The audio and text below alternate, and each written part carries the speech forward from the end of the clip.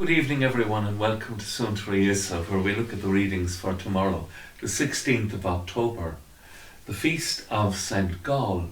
Now Gall was an Irishman raised above in the north of Ireland, a companion of St. Columbanus, who went into Europe. He was one of 12 companions who went with Columbanus into Europe, and they had a really successful but difficult mission there.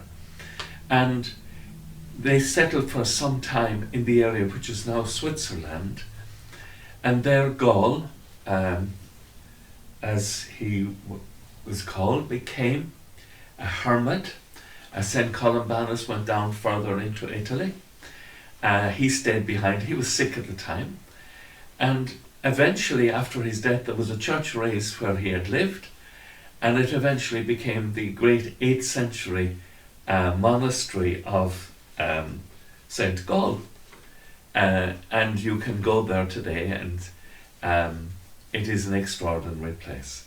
It's also the feast of St. Margaret Mary, who is the lady who was a member of the Visitation Sisters at Paramonial in France.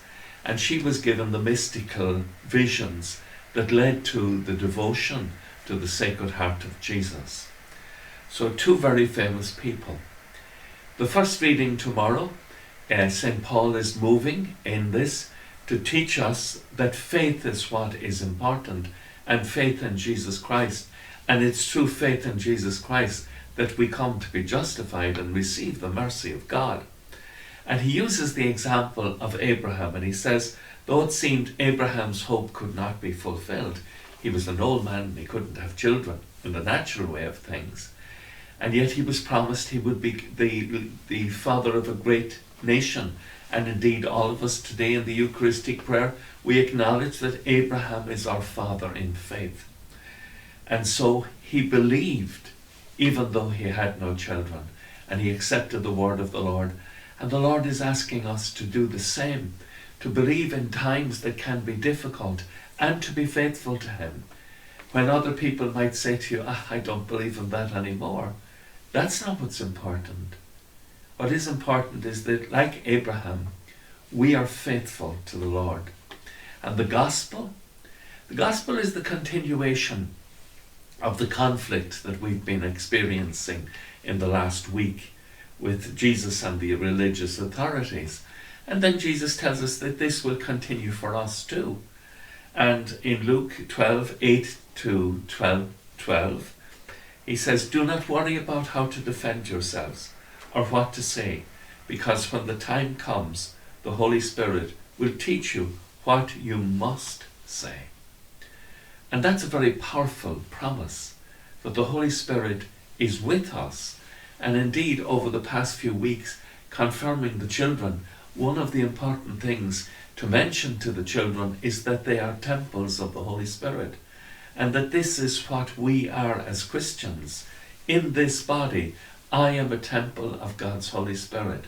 God desires to live in me, and just as the tabernacle in the church is most sacred, so our human bodies are most sacred, because we are temples of God's Holy Spirit.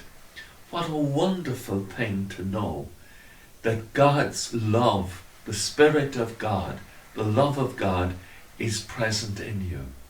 Not just to love you, but to help you in times of difficulty.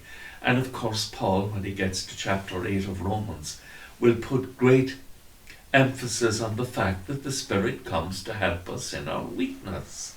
And here is Christ saying that when we are put to the test, we are not to be worried, because the Holy Spirit will give us a wisdom that is irrefutable, the wisdom of life.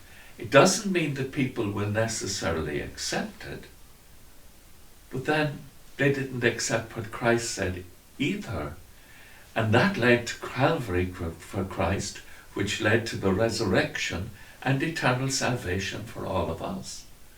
And in the same way, God is prepared to use whatever little suffering comes our way for the good of the kingdom. And our eyes must be on the kingdom rather than individual ideas of what we might imagine success to be. I hope you have a lovely evening, a good night's rest, and that you'll wake in the morning with the praise of God on your heart and on your lips. And tomorrow, will you pray for me, and I will pray for you. Have a lovely evening. Slán agus banach déar if go léir. Agus go mana dia ila cóptic sib ahar mac agus spirit neamh. Amen.